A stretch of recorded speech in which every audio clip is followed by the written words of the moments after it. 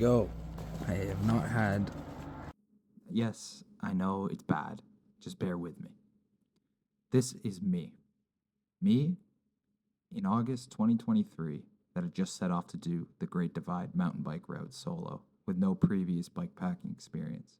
A 24-year-old with a very slow but very open mind. From the intro of this video, you may notice that this is not going to be a beautiful documentary that's a work of art. It's just some young guy that wanted to do something really cool and only had a cell phone to talk about it. Don't get me wrong, it gets a little better as time goes on, but it takes a little bit of time to get there. For now, I'll let this update play through so you can have a good laugh at me not knowing what to say and what order to say it in. Enjoy the cringe. I'll give more details at the end. I have not had fucking service since I got to the campsite yesterday. It was at like 7 o'clock. I still don't making this. I'm just gonna post it later. Day one went pretty well. I only did like 28 kilometers, but I wasn't supposed to even do any of them, which is nice. Yeah, it's not really how I thought that day would go. I got lots of open mouth on the plane. Open mouth, it's just like shut eye, except less graceful. You know, that kind of shit. Showed up to Calgary Airport, and usually you just find a nice quiet spot just outside the airport. Take your bike out of the box, build it, cut up the box, and leave. But then I was doing that, and everything was going well. And some random guy, Brent, came out, just introduced himself. We had some short conversation, and told me if you could just take the box for me, and just, he was going to the dump later, he said. So I was like, yeah, fucking right, I don't have to cut it up. That was the first nice guy. And then when I got to the airport, my mom's friend was actually just dropping off her daughter, Jackie. And so she came and she picked me up and just drove me to Canmore. Got me some lunch, or she made me some lunch. Went and grabbed everything I needed: bear spray, bug spray, all that spray.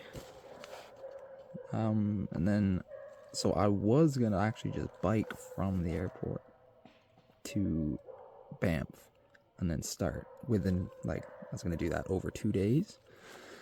So her picking me up, I actually got going the day that I landed.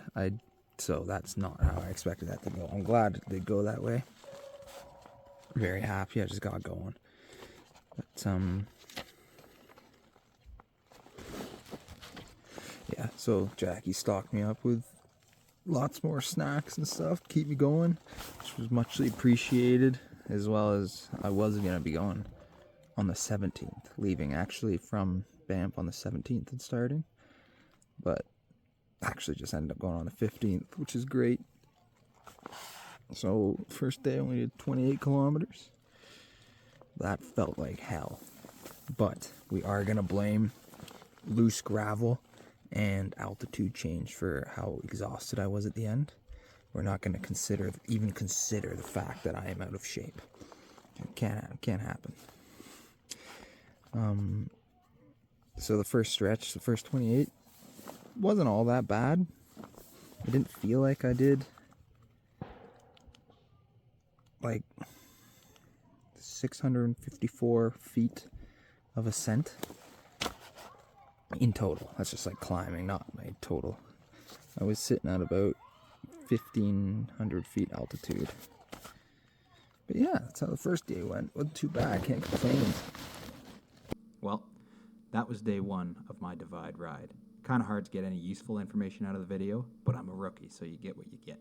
But after Jack, he ran me all around Canmore, getting me supplies, feeding me a last great home-cooked meal before setting off. Last one for a while anyway. She dropped me off at Fairmont Banff Springs to start the ride. And just before I did so, Jackie FaceTimed my parents so they could join me on my departure, which is something I appreciate greatly now. It was a fantastic experience to have them, and I'll play the video with sound at the end.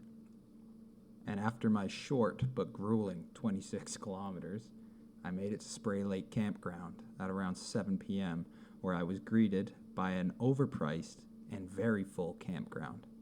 This early into the trip, I was way too nervous to pitch my tent in a bush somewhere off trail. So, I did what any other shy, socially awkward 24-year-old fresh off his mom's teat would do. Sit staring at the "to register" sign until someone came to rescue me. And someone did, not 2 minutes later, in the form of Liam and Lizzie, a lovely couple from Portland, doing the same trip as me. Asked if I wanted to pitch a tent with them on their lot. So, thank God for them. After the sunset, I went down to the water with my towel, dipped my toe in, and said, "Fuck that." I didn't have the metaphorical balls to get in the water, and if I did, I wouldn't have literal balls when I got out. It was cold. Followed by that, it was getting dark, I didn't want to do dishes, so dinner was a nice can of cold stag chili. And when I say I choked it down, I do actually mean I choked it down. I was gagging while eating the cold stag chili. I wasn't quite ready for that. Well, I hope you enjoyed. Here's a video of my departure, FaceTiming with my parents. I'm getting choked up. Where is he? Where is he? Where is he? He's just doing a lap around the parking Oh, lot. okay. Oh, he's warm up. Don't worry, he's not gone without you. Without saying goodbye. Thanks for everything today, Jackie. You're very welcome. No problem at all. Good luck.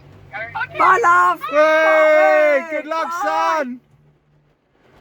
Oh. Go, Max. Woo! Whoop, whoop.